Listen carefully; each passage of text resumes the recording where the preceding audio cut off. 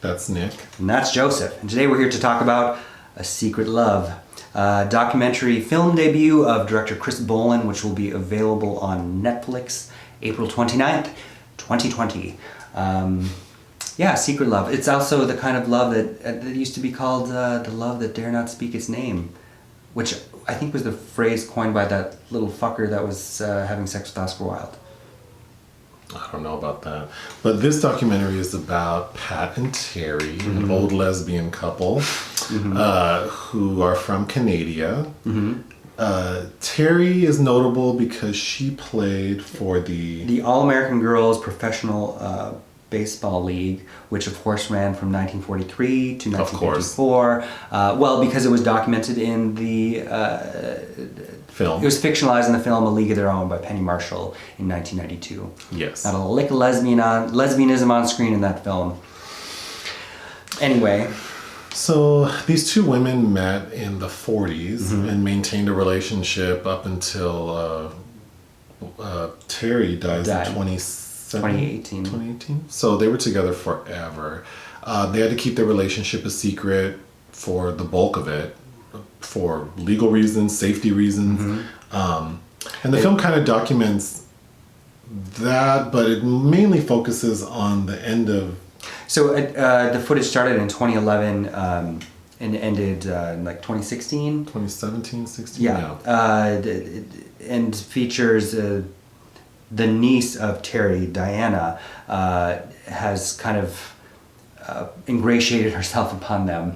And the need for them to transition from the home they've lived in forever in Chicago to an assisted living facility is obvious, but the struggle is that Terry has a family, like a large extended family, and they want Terry and Pat to move to Canada to be with them. But Pat loves her life in Chicago in the city and doesn't want to go. I think they're actually in St. Charles. Oh, well, like a suburb of Chicago. Yeah. Okay. The niece, Diana, she's attempting to convince them. So I think the bulk of the story is just talking about that transition. Yes, and I think the film, there's nothing innately exceptional about these two women, except that, there's not a dearth of stories about queer people, especially from the era that they lived in, because there was a systematic cinematic erasure of our representation. So they're important for that reason, but I think this is better served as a documentary about what we do with our queer senior citizens. Yeah. So what did I like about this documentary? I think Pat in particular. Yeah, I really like Pat. I find her the more interesting figure out of all of it. Well, just her strength, and I think she represents, I related to her as a queer person who has had to make a life and a family for themselves. And feeling like now at the point when it's almost too late, you have this, the niece of my partner saying that I need to uproot myself to go live with you people. I think that came across in a very powerful way. Yeah, because Terry's the one that's kind of starting to physically deteriorate. But also, it showcases the different personas that Pat has to put on. Because they showcase that they have this rich other family, like the other queer people that they've been friends with throughout the years. Well, yeah, because we see them in Canada with Terry's family and Pat just looks over it. Oh, yeah. But then cut to them back in Chicago and they have two friends, two gay men who seem to be a couple as well, older, with this beautiful apartment, and they're having a dinner party, and Pat just seems alive. Yes. Yeah. To the extent where it seems like I was feeling lots of distress watching Diana kind of exert her agency over these two women who maybe really weren't ready yet. Well, yeah, because at a point, the niece, Terry's niece, shows up at their home and basically says, I'm here for the weekend or whatever. So we need to figure out your future. And it's like, bitch, no one asked you to come here. In fact, Pat had been telling Diana, don't come. Yeah. But she finally comes and is like, Terry ends up showing Diana their financials, which Pat didn't want her to, and says you guys can totally move in. Yeah, she becomes irate about it, and it just feels very self-serving. It does, and to come to find, Diana's last name is the same as the filmmaker, so I didn't do enough research to substantiate it, but I'm assuming that his access to these women was because they're related. Whatever. So Diana is acting for you. She does seem to be putting on a show, but that's a lot of families. Whenever Yes. money is involved, death, like people put on these like theatrics to, I'm assuming take advantage of something. I don't know that Diana's trying to take advantage of these two ladies, but No, but it definitely was uncomfortable to watch. There are a few anecdotes that are kind of cute, particularly Pat.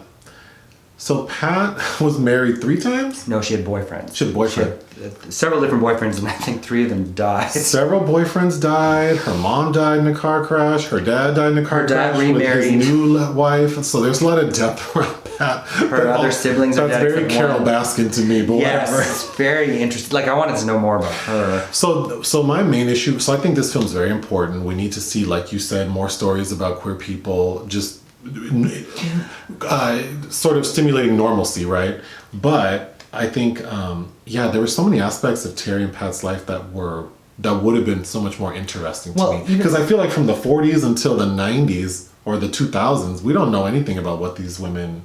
Right. Well, even, and I was saying to you earlier that I would have even liked to have seen some talk about A League of Their Own and the construction of that film and how that was the early 90s, and it was like Fried Green Tomatoes, where there were lesbian components to these stories that were just fucking wiped over. And somebody talking about that and the importance of... Because to me, that's presented here as like merely a footnote in the life of Terry. Well, there could have been a documentary about A League of Their Own. Right. Right. So I don't think this. But I think this documentary is for that. That is being used to draw a lot of people to this documentary. Yes. Yeah. So if you're watching this documentary because you want to know about that film and the team, the sport that it was based on, you're not going to really get that. Right. So I don't know. Like. But I think Pat and Terry, they're not extraordinary people beyond just being like 2 people who cared about each other and lived a long life, and their lives are interesting. So I think. I would have wanted to hear more about all those years they had to keep their like love secret. They had to call each other cousins. Yeah, everyone knew them as cousins or friends. But you can see it. You can see the trepidation, even really talking about the romantic aspect of their lives with Terry's side of the family, because they weren't allowed to do that, and they. You can't teach an old dog new tricks, right? So that is how they're going to present themselves. So I would have loved to see these women portrayed from a more objective standpoint with a more tenacious interviewer, like asking more pertinent questions. Right. Yeah. I mean, I would give this film 3 out of 5 because it is important, but... I got teary watching because they're going... What would you give it? I'd give it 3 out of 5 as well. Okay. When Pat, they find a bunch of old poems Pat had written to Terry, and she reads one out loud and gets a little emotional, and then come to find all these things had her name. She had to tear her name off. The bottom of every letter is ripped off because they didn't want anyone to know who was writing to who. And I thought the scene that really exemplified what I wanted was Diana's digging through all of Terry and Pat's shit, and she finds a photo album. Yeah. And she's flipping through it, and she's like, "Oh, there are a lot of gays and women." And I was like, I want to know about those people. I want to know about like all those friendships they had. And the documentary is basically told through like photo images from their past. And it just seems like there's so many photos where these 2 women seem so happy and alive compared to their lives now as like older women who just seem so... I mean, Terry has moments in the beginning in 2011 where she's like with a physical therapist. Yeah, and she's so lucid, vibrant. yeah. So that these 2 ladies had like so much fun together and had friends and did cool things, and like that's what I wanted to know about. I didn't care about their family in Canada. I didn't care about Diana, what's her name? Diana crying about how she feels responsible for Terry. Like... Yeah, I didn't need all that. That was distressing to me. It's interesting. It was produced by Ryan Murphy, executive produced by Jason Blum of Blumhouse, which is cool. Which is kind of interesting. Which is cool. But it reminds me, it's a it contained personal story, but with lots of important universal notes that I think make it worthwhile. It reminded me of there was a documentary, I think 2015 or 16, called My Uncle Howard, which is about Howard Brookner, who was a documentarian that made a very famous documentary about William S. Burroughs. Okay. And he died of AIDS after he did Bloodhounds of Broadway. And his nephew made kind of an homage, a documentary to his uncle. It reminds me of that, just this recuperation of queer history that we still need. Great. Are you done? Yeah. All right. Bye. Bye.